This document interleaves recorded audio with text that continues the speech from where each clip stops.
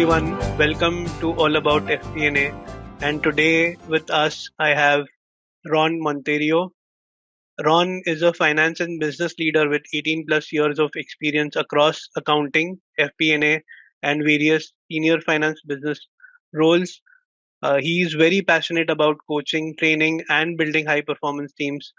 Ron is also the founder at KICT Inc. and a speaker, facilitator, and coach at Clear Concept. Hi, Ron. Welcome to All About FP&A. Thank you, Asif. I'm really happy to be here. So, I know we are going to talk about storytelling and FP&A, but before we do that, can you quickly give us a little more background about yourself for the people watching, and also maybe a little bit about your role at KICT and Clear Concept? Fantastic. So first of all, I want to congratulate you. Thank you for having me on. And it's amazing how you've kind of built a global FP&A thought leadership brand and also writing the book. So really congratulations. I think that's a massive accomplishment. It's going to help the whole profession. So congratulations to you. Thank you so much. Thank you. Amazing. So for me, I always like to start with the why. And I actually grew up in Kenya, in Nairobi, Kenya, and I moved to Canada when I was a teenager. And the reason I tell you that story is I moved with very underdeveloped soft skills or social skills. And so for me, when I started my business career, I started as an accountant at Hitachi. And frankly, it was a fantastic experience to learn accounting.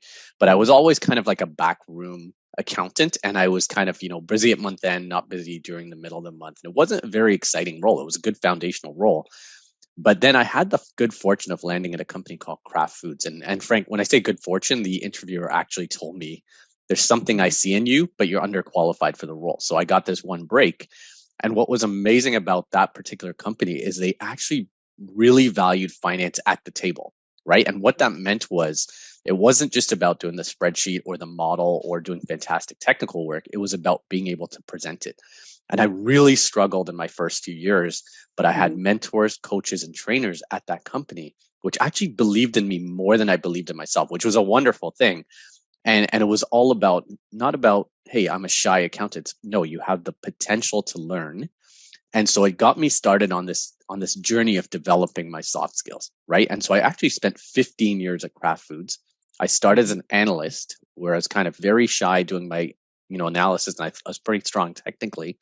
But by the end of it, I had done 2 senior finance director roles with manufacturing and with sales and marketing. And I was actually traveling across parts of North America, across Canada, to work with sales on profitability, across the US to work on supply chain.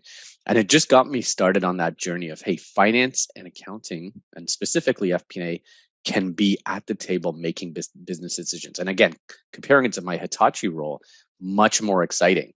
And so I really loved it. And so after that, I actually spent a few years at different companies. So Campbell Soup, which is a big North American food company, Kruger Products, which is a Canadian manufacturer of paper products, amazing company. And I was also the VP of finance for a smaller company called Yaya Foods. And what I loved about that company, it was an entrepreneur who led that company. And again, my soft skills came in very handy because I was able to stand up to him and make, and be the conscious of the organization and things like that. So for me, after going through those roles, something lit a fire in me, like our background here, to say, I want to teach this to other people because I didn't have it when I moved from Kenya to Canada. And I really want to help others see the potential in themselves, not just the technical, but the soft skills, storytelling, communication. And then importantly, how do you influence business partners, right? I always say us in finance and accounting and FP&A specifically, we have all the data, but how do we get our stakeholders to move, to make decisions? Right. So that's a little bit about my career. And now at my company, I do a lot of training, coaching, and mentoring because I'm really passionate about helping people the way I was helped. Wonderful. So you mentioned about how storytelling and communication helped you from getting from accountant role into more of a finance business partner, and even leading the business and helping them in various decision making process. So is there anything that you want to share about why finance people should be looking at storytelling and communication as an important skill for their professional development? Yeah, and so I've done a lot of reading and research about this, Mhm. and one of the statistics that comes up a lot. So this is from the Dale Carnegie Institute.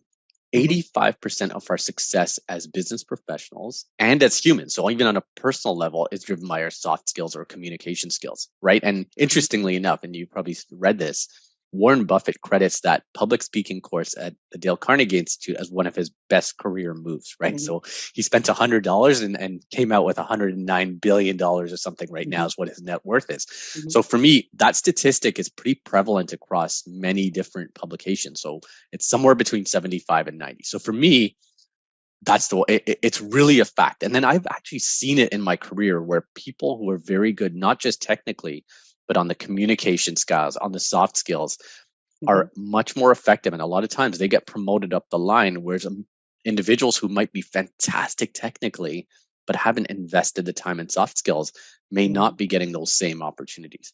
So for me, I've seen it in practice. It was a big factor for me. And actually, there's a point where I hit a bit of a ceiling, and I was told I don't have presence in meetings, right? The word presence. Mhm. And actually, what was again wonderful about that company, Kraft Foods, is they hired coaches for people who had potential but maybe had some development needs. And I had this very specific development plan to improve my presence, right? And I got over that hump, and eventually I was promoted beyond manager into director roles. And it was purely because I was able to work on that area that was holding me back. Wonderful. So by presence, what? How do you exactly define being present? So is it just focusing on what you're doing right now, or is it more than that? Yeah, presence. I was using this slightly different, Mhm. way. So it was more around. Let's say you, myself, and a few others are in a business meeting, Mhm. and traditionally, in my early in my career, I would kind of be in the background. I'd almost be even sitting back, and I would Oh. be very Mhm. quiet, right? I wouldn't be making comments or adjusting to the flow of the conversation, challenging my stakeholders. So when I say presence, it means you're in the meeting and actively engaged, or whether it's a business Understood. discussion or even a challenging business discussion, you're Mhm. actually there, and you've kind of have the confidence to say, no, I think we need to do X or Y, and really be in the meeting, right? And that's what a lot of the stakeholders crave for finance people, because they know Mhm. how much information we have and how much we Mhm. can probably help the business. So it's about being in there and being present and actively engage in the meeting. Understood. So it's being present in the meeting and actively contributing as a voice in those meetings. Okay, understood. Exactly. And all right, we understand that this is very important for us as finance people. Um, so how do we develop this? Is there any framework that you recommend to improve our communication and storytelling skills? Yeah, and so when I first started doing this, I Mhm. had a lot of points to share, but I didn't have a framework. So I came up with Mhm. this framework, and I call it ACE your presentations. And again, it's not necessarily just for a presentation. It could be for a one-on-one conversation. Mhm. And it's an acronym. So I'll go through it. So ACE, so A is audience, right? And Mhm. again, very, very important to consciously stop and say, who is your audience? So for me, right now, Asif, you're my audience. So Mhm. I'm paying attention to your body language right now. I'm saying, are you actively engaged? Are you nodding, or are you falling asleep? Right? I mean, it's interesting to really pay attention. So I'll give you a couple of examples. So I was working with this vice president, and I was doing like a 20-page cost center report for him. And I could Mhm. see within 5 minutes he was not really paying attention. But for me, early in my career, I was very stubborn. I just kept doing the same thing over and over, and getting the exact same results. Right. And he was actually telling my manager I was not cutting it from a business stakeholder perspective. And somebody told me, look, this gentleman is very, very busy. He's getting many, many emails a day. He's a salesperson by nature. He's a little intimidated by finance information. Go with a simple one pager, right? So the beauty of this one is I went from a 20-page deck to a simple one pager, and immediately he was very happy with my work, right? Mhm. And then I went to the next stakeholder who was pretty much the opposite. He wanted a 200-page report, and I'm not going to do 200-page report, but I'll find that middle ground to say, hey, what works with that stakeholder? So for me, for FP&A individuals, being very skillful in saying, hey, who's my stakeholder? How do they like consuming information? What, from a, whether it's your document or even the way you speak, do they like it Mhm. concise? Or do they want to talk about the weather first, right? It's all these things that Mhm. becomes a really skillful. So number one, really clearly understand your audience. So that's the A. Mhm. The C is content, right? And again, with finance professionals, we love spreadsheets and Excel, right? And then a lot of times we will do a PowerPoint presentation with too many numbers on the page, and I've been guilty of this as well, right? Mhm. So the second piece is around, hey, for example, that 20-page to one-page example I shared. But I also went into a company where there was a 45-page deck for a month end, sorry, for a forecast or a latest update. And basically, Mhm. we're 60 minutes. So you're basically trying to fly through the presentation. We trimmed that down to 15, and it was much more of a functional meeting, and we got to business Mhm. discussions, right? So again, even that theme of less is more. And then the other part with content is visualization. And I'm a big believer in, hey, taking the data and visualizing it in ways that really helps individuals understand it quickly, right? And the brain processes visuals much faster. And then last but not least is what I call execution. So that's the E, and that's the body language, right? That's, hey, that's your voice. That, even for me, what I've done a lot now is I've learned to use my voice in a way that's very effective, right? The Mhm. volume, the speed, all these type of things are tools in your toolbox, right? So with FP&A professionals, finance professionals, I always say, look, all these things are tools in your toolbox to be the most well-rounded FP&A individual, finance individual, accounting individual, whatever it is. So I Mhm. always emphasize, look, there's the audience, content, execution. If you're good at audience, for example, if you're good at reading people, focus on the other two. But think about those three elements and say, even for a one-on-one interaction with a senior stakeholder, are you employing that approach? So that's my framework that I use. Okay, so we looked at the framework now. What after we execute this? What after we follow the framework? Are there any other tips or advice that you would like to give finance people after they follow this framework? Yeah, no, and so one of the big things I've learned over my time is it's about creating the habit, right? And so for me, habits are built over time. So it's about Mhm. stepping into it. And even though it's kind of out of our comfort zone for many finance people, Mhm. including me back in my career, it's about stepping into it. So the things I would do. So number one is use a framework. It does not have to be ACE. It could Mhm. be any other thing that you want, but use some kind of framework to guide you. Right. The second thing, as I mentioned, practice, practice, practice. And actually, I was doing a training session for a company a couple of days ago, and one of the gentlemen in the training session said Teams has a feature which is actually a voice coach. I'm not sure if you've heard of that, but he started using Mhm. it, which basically shows your transcript, and it also kind of coaches you on the words you're using. Are you using Mhm. like, those type of things. So Mhm. there's tools out there, but then another thing that you could do is, you could get a coach or accountability partner. And Mhm. what I mean by that is if you have somebody, and let's say they're in a lot of meetings with you, Mhm. they could be that person to say, hey, can you pay attention to my voice? Can you pay attention to my speed? And that's a really wonderful way to help people, right? To say, look, for example, I could say, hey, Asif, we're in meetings together. Can you pay attention to my body language? Can you pay attention to my voice? I'd love your feedback after. And feedback's a gift, right? So truly appreciating that feedback. So that's one thing I would definitely do. And early in my career, again, back to that example of the coach, one of the things, and I'll give you a specific example, is I was trying to build my presentation skills. So I had a development plan which said, look, you have to do 4 presentations to marketing by the end of the year. And I Mhm. shared that with my manager. So that was my accountability partner. And then we got to halfway up, in the year, and I was having my mid-year review, and he's like, hey, Ron, by the way, how are those presentations going with marketing? And I had done zero. I hadn't done any. So he said, okay, well, you know what you need to do for the rest of the year. So what happened was I ended up going and stepping into those presentations. And what's interesting is if you do the practice, you do the preparation, you invest the time, they started getting better and better. And I started getting more and more comfortable. Whereas I was very shy earlier and I get very nervous to do a presentation. Over time, that nervousness has turned into excitement. I've consciously said, Mhm. look, in my mind, I'm going to tell myself I'm excited. So again, so it becomes accountability partner, practice.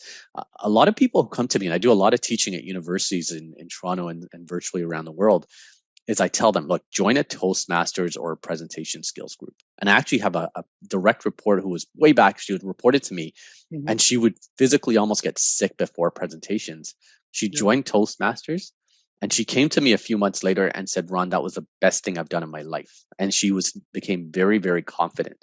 So again, a lot of these things that are fears or things that we try to stay away from Hmm. could be strengths. And even for me, I really say, look, all the investment I put in has turned into a strength, right? And think about, the Warren Buffett example. And then another simple thing to do is record yourself on a Zoom meeting.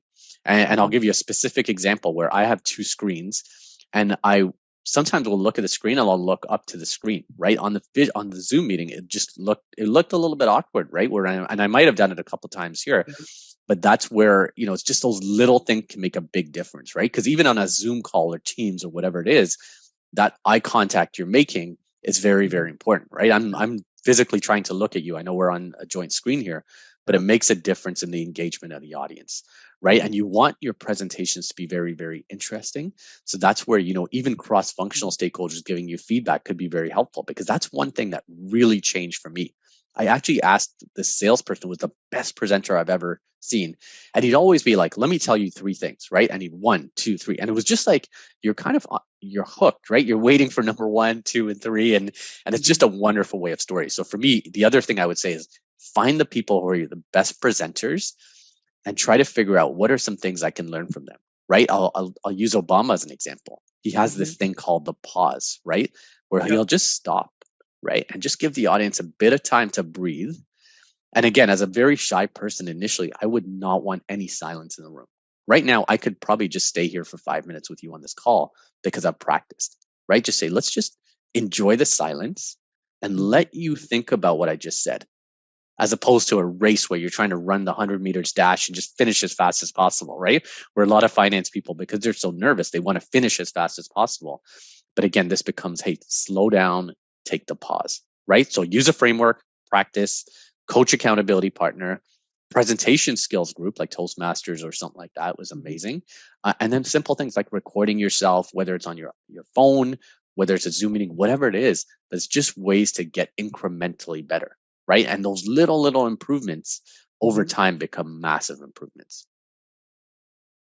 Right. So it's easy to say practice, but you've given us practical tips on how to do that. I will definitely check out the Teams feature. I didn't know about it. So I'll definitely check that out. And I agree. So even when I started doing these webinars, I used to look at the screen, and when I saw the recording, I didn't have any eye contact. And then right now also I'm looking at the camera, which is weird, but this is happening because I trained maybe 2 or 3 or 4 times, and that's how I became slightly comfortable. So I can definitely relate to it. And yes, joining Toastmasters is something I always I always want to do, and I'll definitely uh, I'll put it on my 2023, what do you call, the resolution, uh, which Exactly. Fantastic. which rarely happens, but I'll try my best to Well, make it I'm happen. going to be your accountability partner. So I'll Yeah, call you up and say, hey, yeah. have you done that?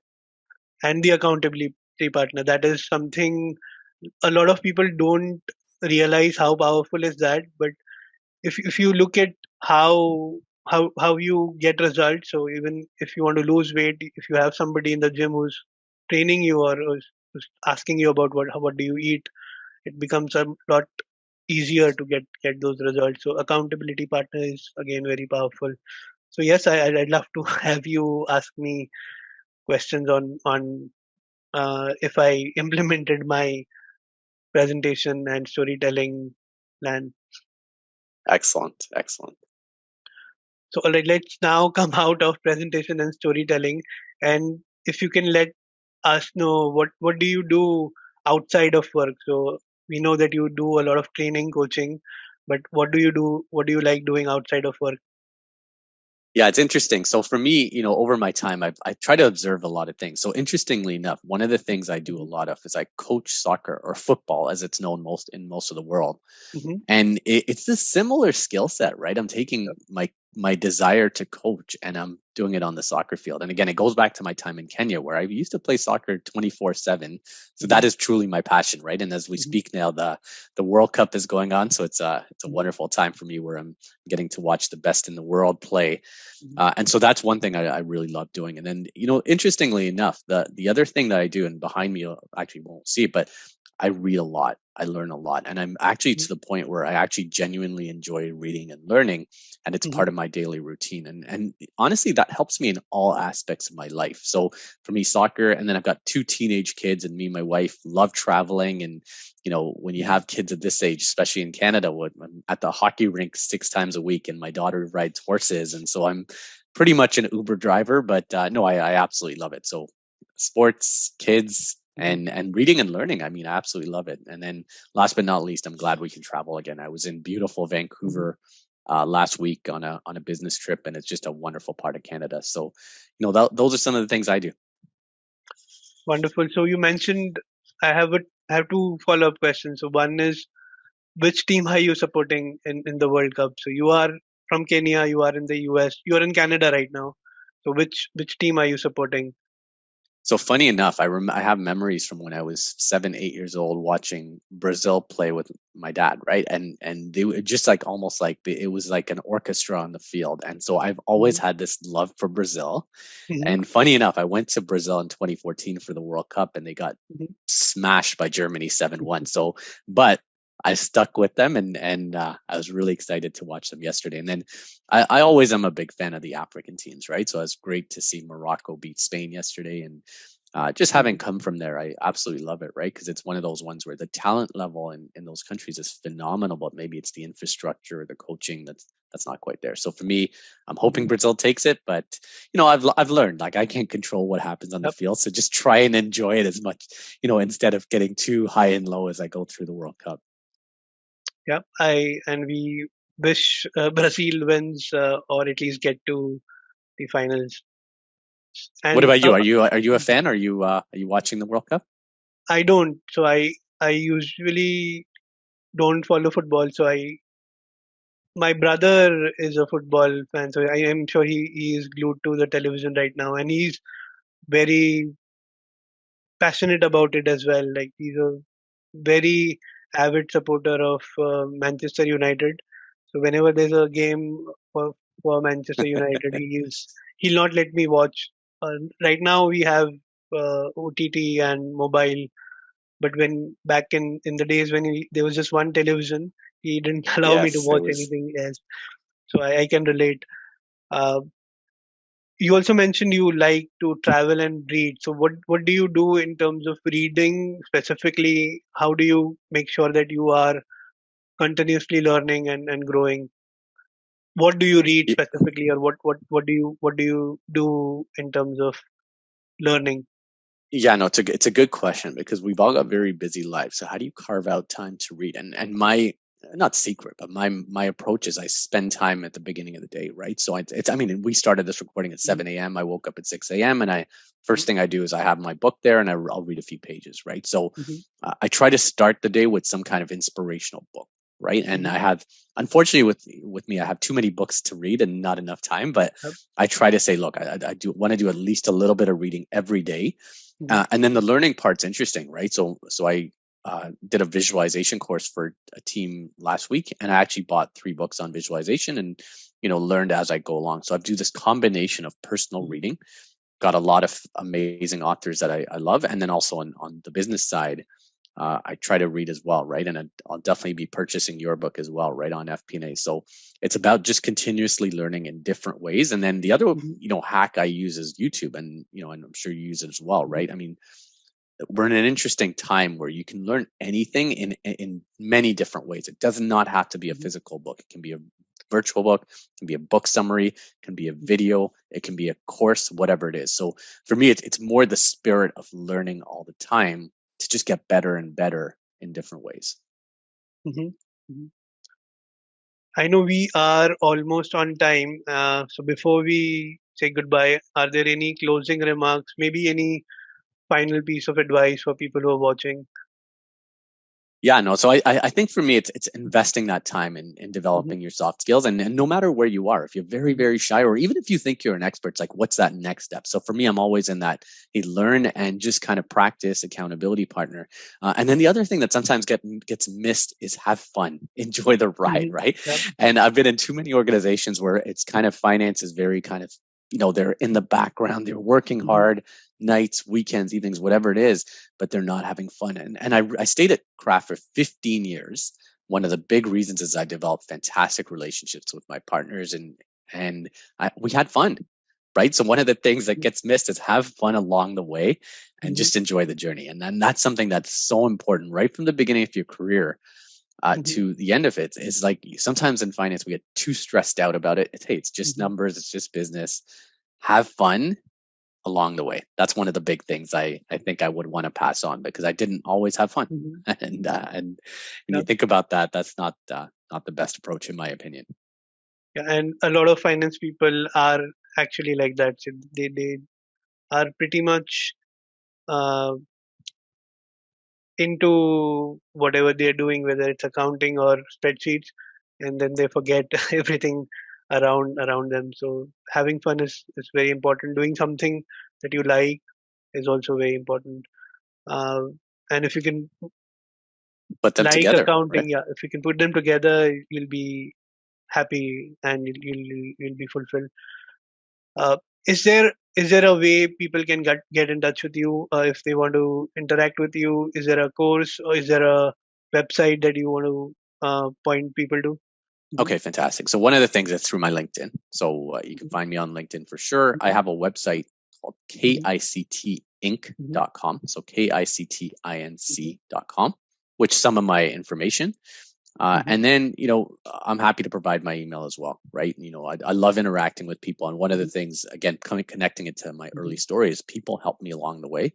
So I Mhm. love helping people along the way. But I always emphasize it's about the practice as well, right? Mhm. But I love kind of helping people. And thank you for the opportunity. Thank you so much for joining. And for those who are watching, I'll put a link below this video so you can follow Ron on LinkedIn and get in touch with him if you need any help. Thank you so much for joining us today, and I learned a lot from this conversation. And I am hoping a lot of people will watch it, and it'll help a lot more people.